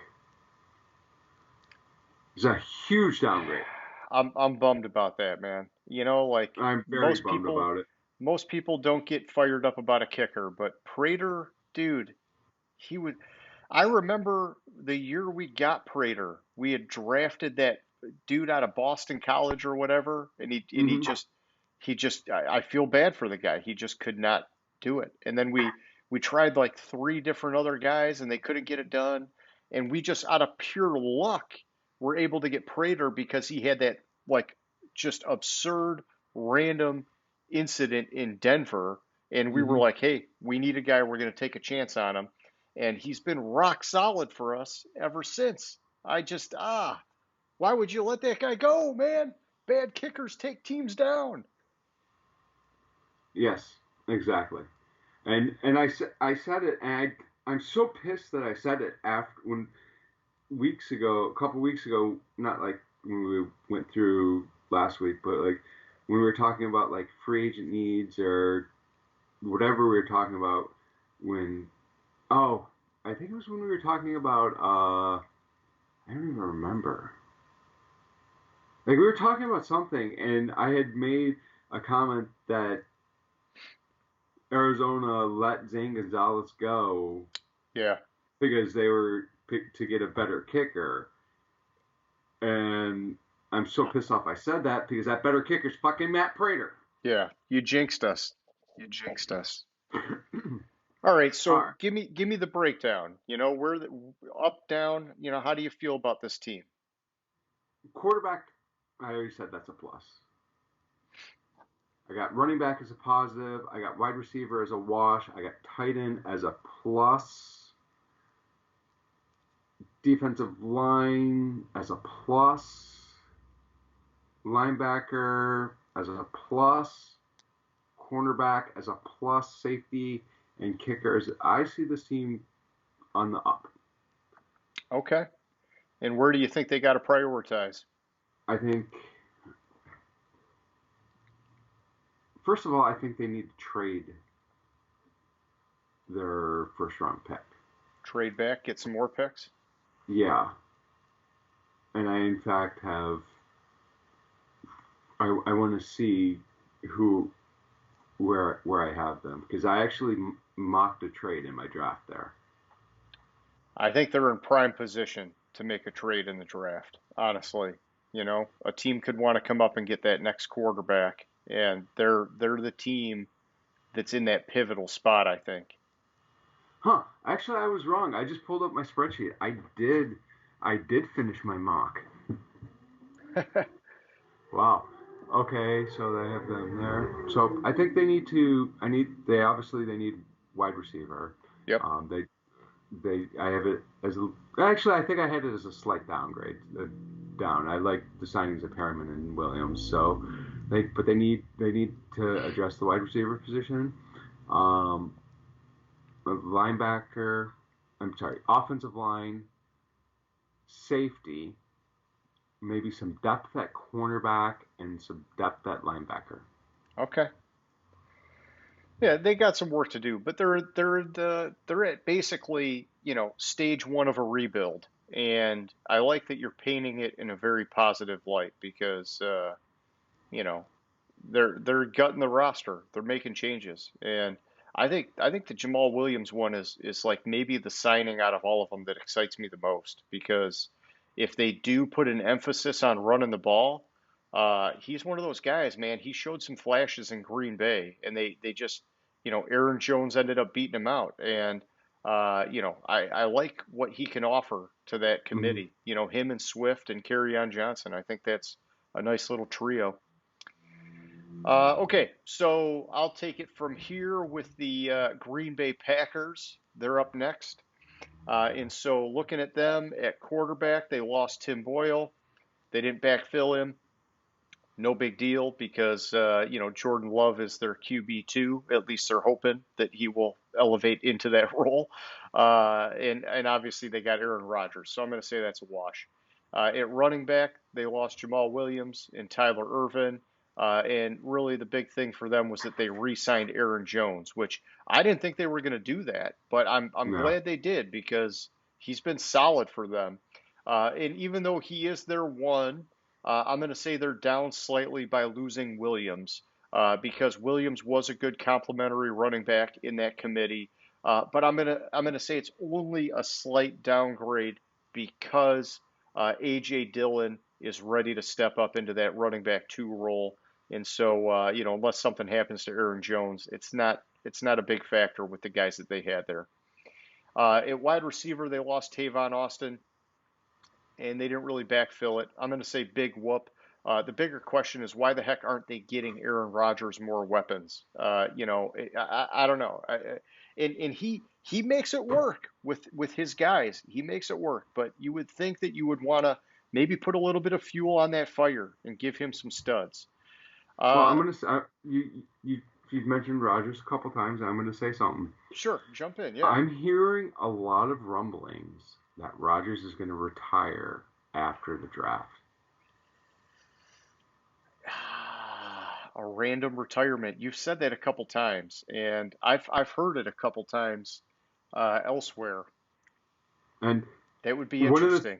one of the interesting things that I heard, I believe it was this past week. He was on one of the sports talk shows, and I think it was this week. You know how he has the beard, Yeah. and they were joking around, and he basically said that he would shave the beard if it meant he would have the full-time Jeopardy job. uh, And he's been very non-committal about going into this season. you're right. He has been pretty funky about it. Ah, I, I think it's a possibility. I think there might be a little bit of smoke going there, and when there's smoke, there's probably a yeah, little bit of fire going. yeah. He could just flip him the bird and see you later. Honestly, I don't know. That's the kind of stuff that I would like to see. A player just be like, you know what? Fuck you. I've been lighting it up for years, and you guys haven't done shit to back me up. I'm out of Hmm. here. Yeah, It would and be, huh? and I think if they don't get him wide receiver in this draft, this just super talented wide Loaded. receiver draft, super loaded, absolutely 100% loaded. I mean, even better than last year. And last year's draft was loaded with wide Yeah. receivers. And he doesn't. He's just going to say, you know what, guys, fuck you. I retire. I'm Have out. fun with Jordan Love. Yeah. Ah, man. All right. Well, we're getting close. We're getting close. So we're gonna find out in a couple weeks. Maybe in a couple weeks. Okay, so moving on here at offensive tackle, Ricky Wagner, he's out. They didn't backfill him. I'm going to say it's a wash because he really kind of fell on his face last year, anyhow. Corey Linsley, that's the bigger thing on the offensive line. He's out at center, moved on to the Chargers. I'm going to say they're down significantly on the offensive line because of that. Linsley freaking reset the center market. So I mean Mm-hmm. that just right there tells you how valuable he was, and just Well, another well, reason to lineups, piss off Aaron Rodgers. yeah, and lineups has him rated as like the as top two or three centers in the league, Okay. which I 100% agree with. Like he's uber talented, and this. Oh, I'm sorry, I didn't mean to jump in there. It's It's just all I good. was I was surprised that they this let him go. Of anybody to Yeah. let go, I thought they would do what it took to keep him. Yeah. Yeah. And I thought they would have prioritized him over Aaron Jones, to be honest. yeah, Okay, so then at defensive line, Montravius Adams is out. I'm going to say it's a wash. Linebacker Christian Kirksey's out. I'm going to say it's down slightly, but he didn't live up to what they were hoping for. Neither of those positions were backfilled, and so take it for what it is. Aside from that, it's just been some re-signings, and so when you look at what's up and what's down, there is nothing up on this team, at least when you do this comparison. Basically, they're hoping there's going to be some organic upgrades, people on the roster already developing and getting better. And that's kind of how Green Bay's done it for a lot of years. And it has them good, but not great, man. And then when you look at what's down, center obviously big time down, linebacker down a little bit, running back down a little bit. Um, I think they have a fair amount of needs. Well, I guess before I get to the needs, so I guess my assessment is that they're down overall, and I feel like there's no apparent plan to improve outside of the draft. Kind of like I was just saying, which the draft of this regime has been questionable. The Jordan Love thing, the AJ Dillon thing. I just don't have a lot of faith in what the Packers are doing right now. Priorities, I think defensive tackle is a priority. Offensive line obviously is a priority. Cornerback, despite them being one of the better units last year, they fell on their faces in the playoffs. Wide receiver, obviously, they got to get Rodgers some weapons. And linebacker, I think this team for making the run that they made into the playoffs last year, they have a lot more holes than people think they have. Hmm. Well, I think I think you hit on with defensive tackle and linebacker. Like their run defense last year was Yep. atrocious, and I think, and interestingly, they they are more they're they're lucky they're in the division they are in because the NFC North and the Vegas odds are the over unders. It was one of the biggest differences between the first place and the second place team in the division. Um, was it had Green Bay Packers over under was set at I want to say it was like 11 or 12, Okay. and they won 13 games last year in a 16 game season, and Hmm. this is a 17 game season. They're going to win two less games, and the next best team was I think it was Chicago at 8. Okay. Huh.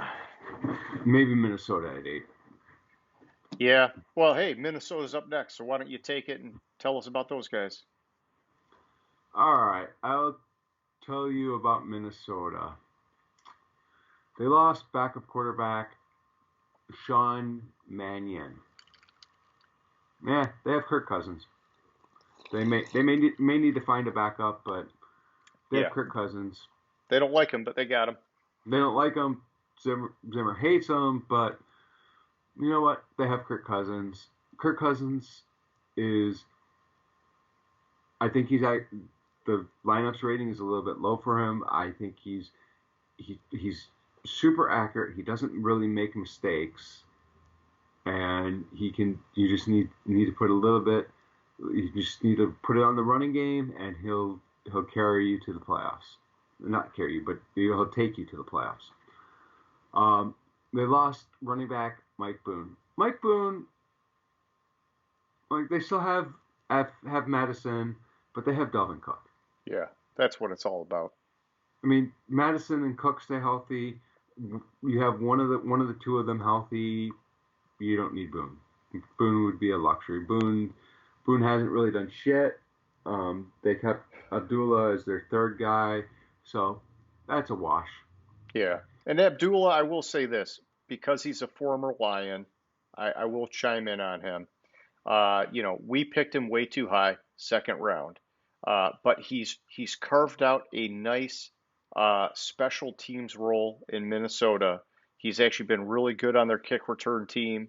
And I've heard that they do like him. And so I was actually kind of pleasantly surprised when they re-signed him. I thought that was, hey, the guy found sort of his fitting in this league, and good for him. Like we put way high expectations on a guy, drafted him way higher than he should have been drafted, and of course, like basically we booed him out of town.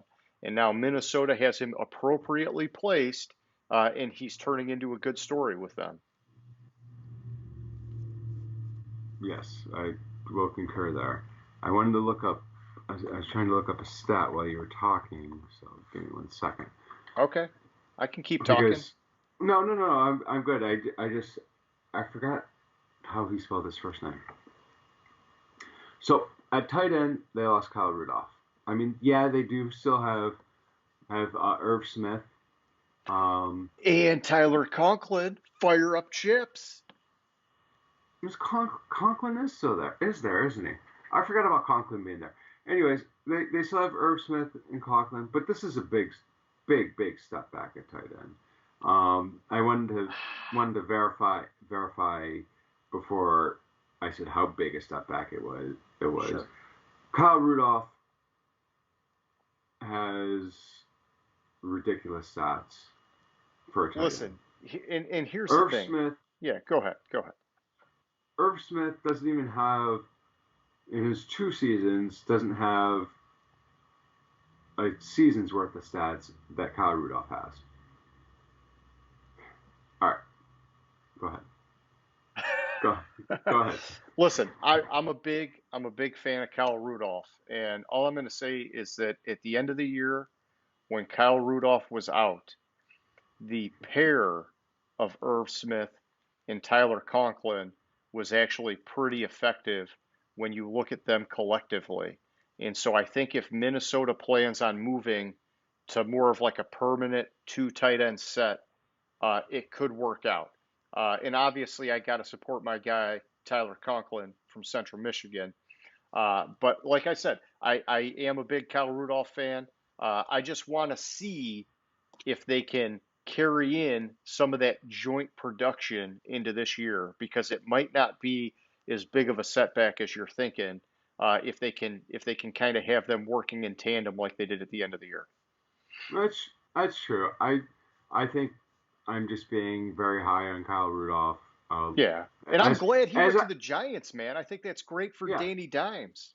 yeah. I mean, Evan Ingram sucks, and you get Kyle Rudolph. I mean, damn, I'd love to get Kyle Rudolph in my make or break year as a quarterback in the NFL. Yeah. All right, offensive line. They lost Riley Reef. Was Reef injured last year?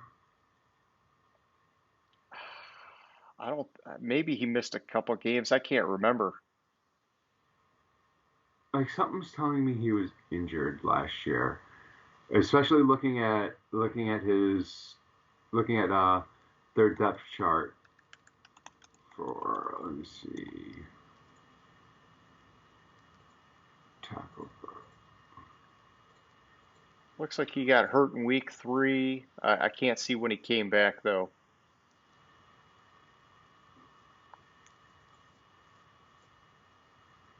Huh. Interesting, because I like to have the depth chart in the background as I'm talking about this, and he's just not listed. So it's like, Okay.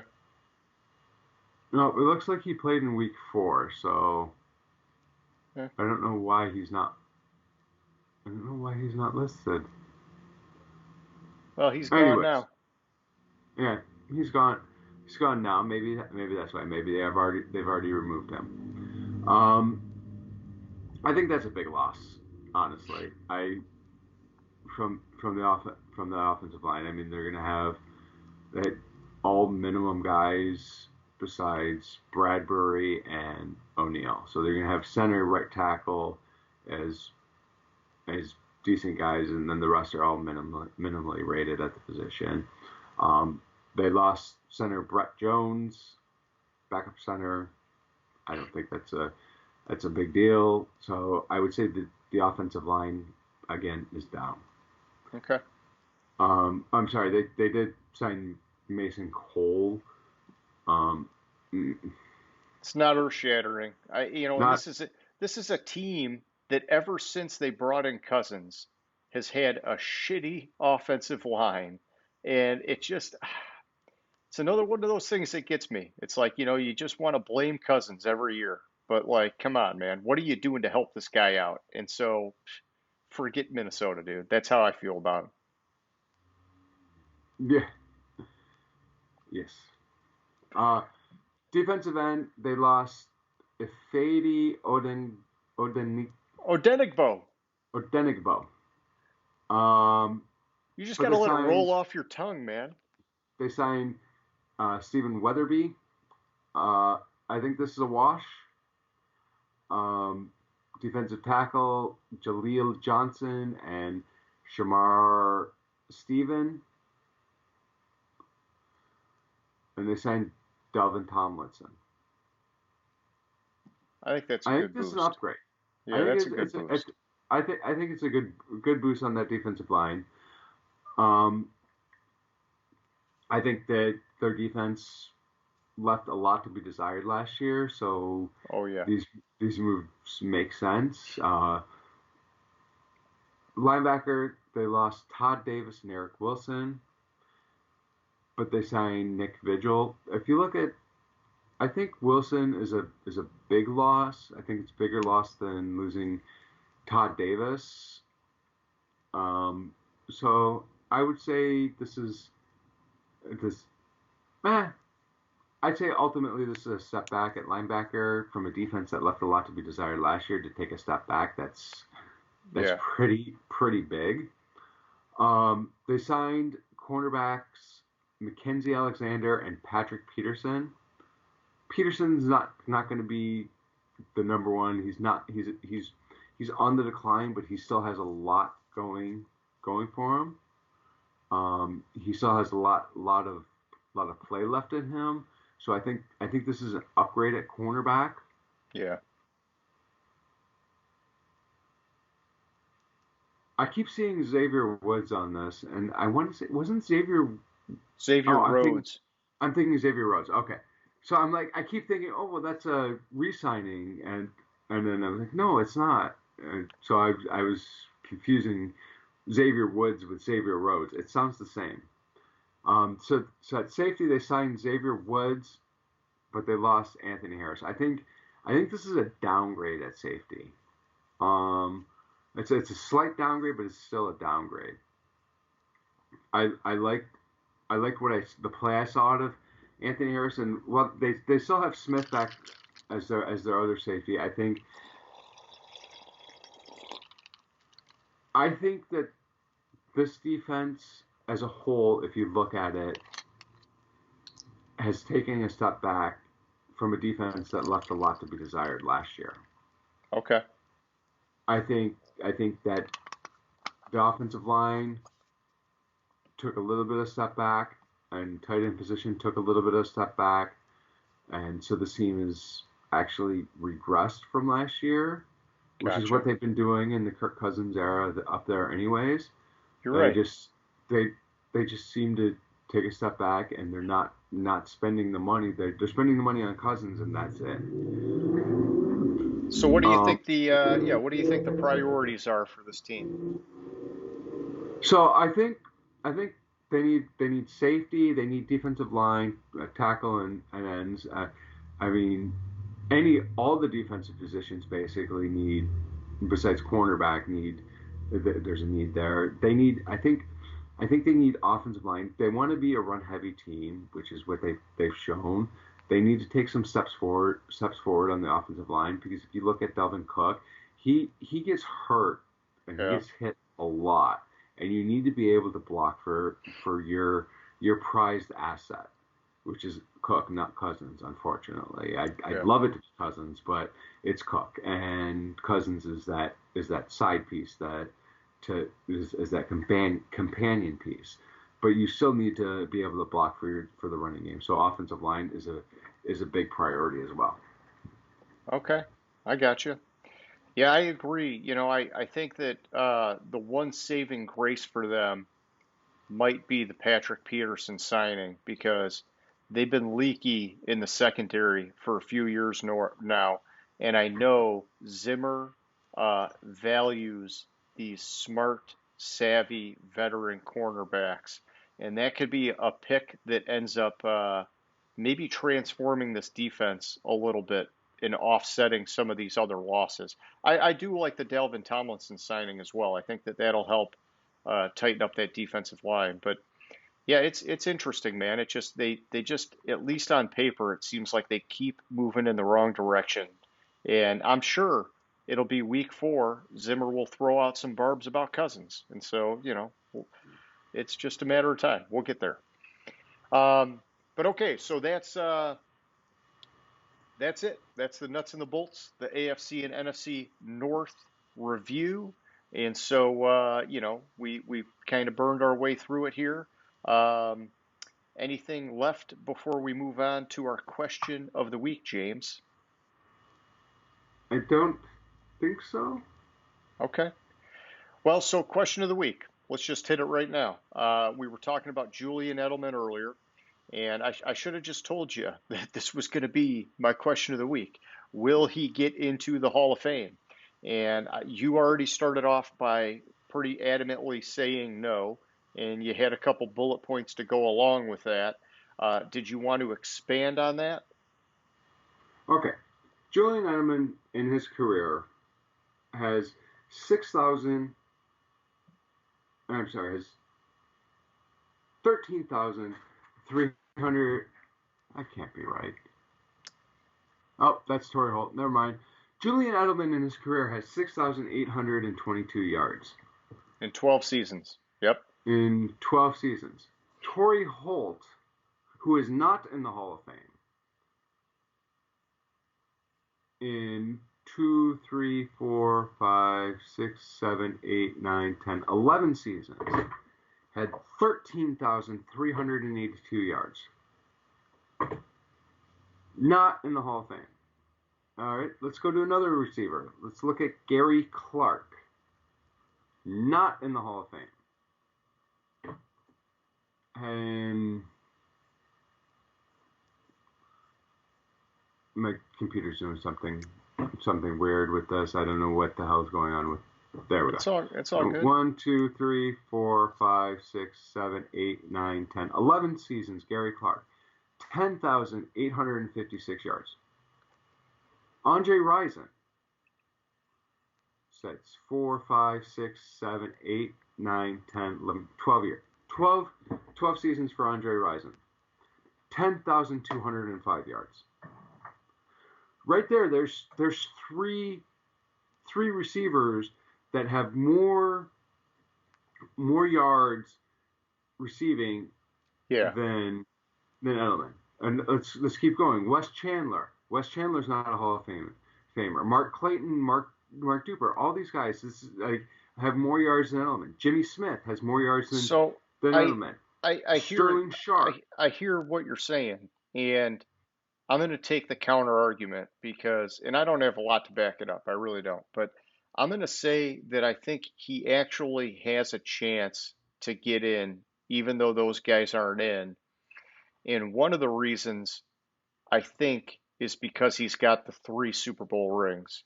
I think that the hardware matters to the Hall of Fame voters, and that's going to give him a little extra pop. Plus, he had some clutch Super Bowl plays that stuff's going to be remembered.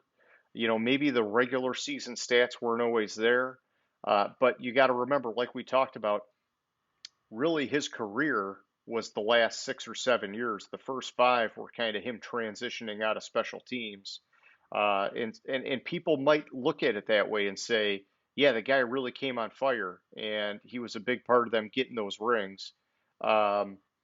And then I don't know, like just the other thing that I've heard recently since all this happened is that apparently 2 of the Hall of Fame voters said that they would vote him in. And so I think that even though a lot of people are saying no, and I think that you can like you're doing, I think the stats can say, yeah, all these other guys deserve it. I think he does have an outside shot of getting in, man. All right. And which brings me to the biggest argument. Julian Edelman, yes, has what you said? He has 3 Super Bowl championships. He was involved in 3 Super Bowl wins. He had a Super Bowl MVP. Hines Ward, 2-time Super Bowl champion, Super Bowl MVP. Comparable situation for the wide receiver. Hines Ward is not a Hall of Famer. And he probably should be. There's such a backlog of these great receivers. I think it's the Super Bowls. They're the premium. And yeah, Hines Ward, I got to believe it's just a matter of time. So, all in right, the 70s, there was a player, Cliff Branch. In the 70s, Cliff Branch is probably the best receiver that's not a Hall of Famer. Okay. 4, 5, 6, 7, 8, 9, 10. Okay, so he played 14 seasons.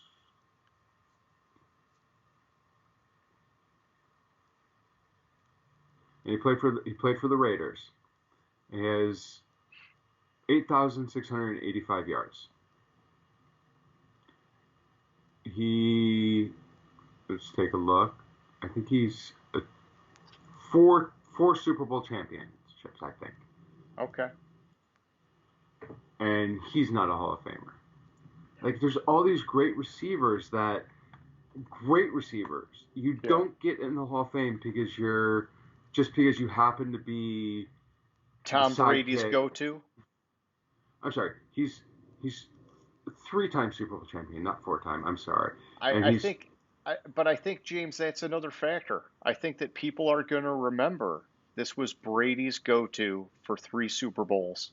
that's And great. He can go to the Hall of Fame and visit Tom Brady when he's inducted, or he can go and I'm visit just Bill saying, I'm Belichick when just saying, he's inducted. I'm just saying, I wouldn't close the door on it because I think people can like narratively come up with reasons to say, yeah, he was part of something special, and so he should be here. But Just I being part of agree. something I special I does not I mean you're a Hall of I Famer. I By agree. that There are logic, there then are fucking Kyle Van Noy's a Hall of Famer. Then oh fucking oh man fucking Patrick oh Chung's man a Hall of Famer.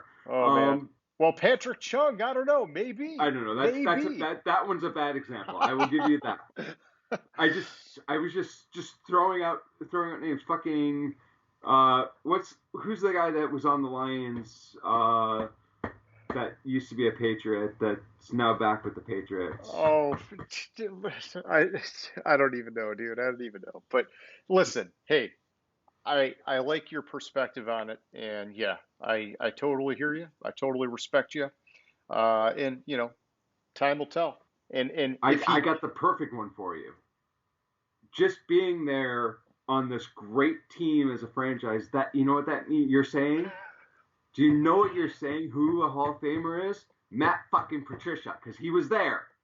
well, uh, eh, eh, eh, McDaniel's over Patricia. But Yeah. you No, know, I know. here's the thing. If he gets in somewhere down the road, we'll have this argument all over again. And so that's the beauty part about it. And if he doesn't get in, we'll probably still have this argument all over again because one of us is going to be like, see, motherfucker, I told you. So, but hey, like I said, I still admire the guy's career. He developed into something that nobody ever in their wildest dreams was expecting. And Yeah. he became, honestly, he was a little bit of a difference maker for that offense. He was a clutch guy. And, this is a dude that was a college quarterback and then a punt returner. Like he had a couple 1,000-yard seasons, man. Like he did do some good things. And so, either way, like I was saying earlier, happy retirement to him. I wish the best for the guy. I think it's pretty cool. Um, but so that's our question of the week. Anybody who's still watching, just like name that stadium. We want you pop in your opinion in our comments section. We want to hear what you guys think about it. As you saw with James and I, this is a hotly contested thing about Julian Edelman. So let's hear what you got to say. And so James, I guess that brings us to the end here. So for the wrap up, I guess the only thing I'll say for tonight is that anybody watching, check us out next week because that's where we're going to do our mock draft. The draft is the week after, and I'm sure we'll be talking about that. So, any final thoughts there, James? No, all my thoughts will are You're stuck everything on that's Edelman. popping in my head. I'm stuck on Edelman, and I mean like how many people should be a Hall of Famer before Edelman? And it's like Devin Hester should be a Hall of Famer. It's like Well, Hester should be for all of his special team stuff. yeah, it's just it's frustrating that everyone's so insistent Yeah, that he's a Hall of Famer because he was Tom Brady's go-to guy, he was and Robin that to Batman. Yeah. yeah, Well, hey, listen, bottle some of that up and save it for next week. We can keep talking about it then. There I might there mean might be more news about it. Sterling Sharp was Favre's right hand guy. Favre's a Hall of Famer, but Sterling Sharp's not in. No, but did he get 3 rings? No. No, but But that's not the only reason to do it. So, okay. So for anybody who's still watching, thank you. We appreciate the support. If you like the show, give us that thumbs up. If you really like the show, hit the subscribe button. But whether you liked it or not, shoot us some comments. Let us know how we're doing. And James, like always, man, it was fun. I will catch up with you later, dude. all right, have a good one. Gridiron Grinder. Hut hut hike.